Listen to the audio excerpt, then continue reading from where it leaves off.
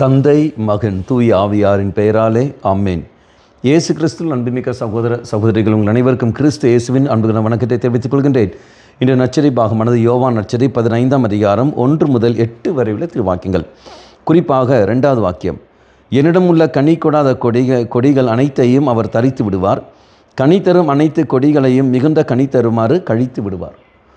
அப்போ ஒரு கிளைக்கு 2 சம்பவங்கள் நடக்கின்றன, 2 வெட்டுப்படுகிற அனுபவங்கள் ஏற்படுகின்றன. ஒன்று தரித்து விடுகின்ற அனுபவம், 2வது கழித்து விடுகின்ற அனுபவம். அப்போ தரித்து விடுவது எதற்காக என்றால் இதோ கேடு வராமல் இருப்பதற்காக, கழித்து விடுவது எதற்காக என்றால் வளர்ச்சி கொண்டு வருவதற்காக. அதே மாதிரி நம்முடைய வாழ்க்கை என்னும் செடியில் தெய்வம் இந்த 2 வெட்டையும் அனுபவிப்பார். இந்த 2 வெட்டும் நன்மைக்கு தான் கொண்டு போகிறது. ஒன்று, நம்மிடத்தில் உள்ள தீமைகள், தீய பழக்க வழக்கங்களை அவர் தரித்து விடுவார். எப்படி? பலவித நோய்கள் வழியாகவோ, பல காயங்கள், பல மனிதர்கள் வழியாகவோ அந்த தரித்து விடுவார். அது இருந்தால் நம்மையும், நம்முடைய குடும்பத்தையும், இந்த சமுதாயத்தையும் அது பாதிக்கும். அப்போ அது இயேசுடன் போகும்போது மட்டுமே தான் நமக்கு அது தெரியும். அப்போ அவர் வார்த்தை வழியாக வெளிப்படுத்துவார், அல்லது பாவ சங்கீர்த்தனம் வழியாக தெய்வம் அதை வெளிப்படுத்துவார். இது தவறு, இது செய்யாதீர்கள் என்று வெளிப்படுத்துவார். 2வது, கழித்து விடுகிற அனுபவங்கள், நமக்கு ஏற்படுற துன்பங்கள், வேதனைகள், அதெல்லாம் நமக்கு ஒரு பாடத்தை நமக்கு கற்பிக்கும்.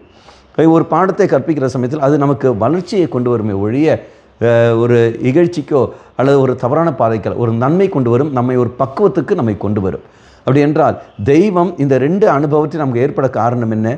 நாம் ஒரு நல்ல நிலைக்கு, விசுவாச நிலைக்கு, ஒரு பக்குவத்தோடு இந்த உலகத்தில் வாழ வேண்டும் என்பதற்காக ஒழிய அழிந்து போக வேண்டும் எண்ணத்திற்காக அல்ல. தெய்வம் அழியாமைக்காக தான் உங்களையும் என்னையும் படைத்தார் ஒழிய நாம் மறிக்க வேண்டும் என்பதற்காக ஒரு நாளும் தெய்வம் நம்மை உருவாக்கவில்லை.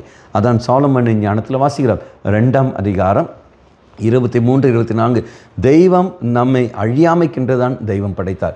கடவுள் மனிதரை அழியாமைக்கின்றதான் படைத்தார். அப்படி என்றால் அன்பார்ந்தவர்களே, நாம் செய்ய வேண்டிய ஒரே ஒரு காரியம் என்னவென்ற இயேசு மேல் நம்பிக்கை வைத்து வாழ வேண்டும்.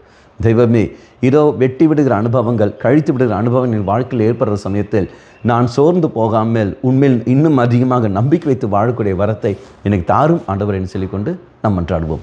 கண்களை மூடிக்கொள்ளுங்கள். இயேசுவே, என்னுடைய வாழ்க்கையில் வந்து போகிற ஓரோ கசப்பான அனுபவங்கள், அது எல்லாமே நீ நன்மைக்காக நீ மாற்றுகின்றீர். என்னை ஒரு பக்குவ நிலைக்கு நீ கொண்டு வருகின்றீர். அது புரிந்து கொண்டு நான் செயல்படக்கூடிய சக்தியை எனக்கு தந்துடலும். உண்மையில் வெறுப்பு வைக்காமல் வாழக்கூடிய வரத்தை எனக்கு தந்துடலும்.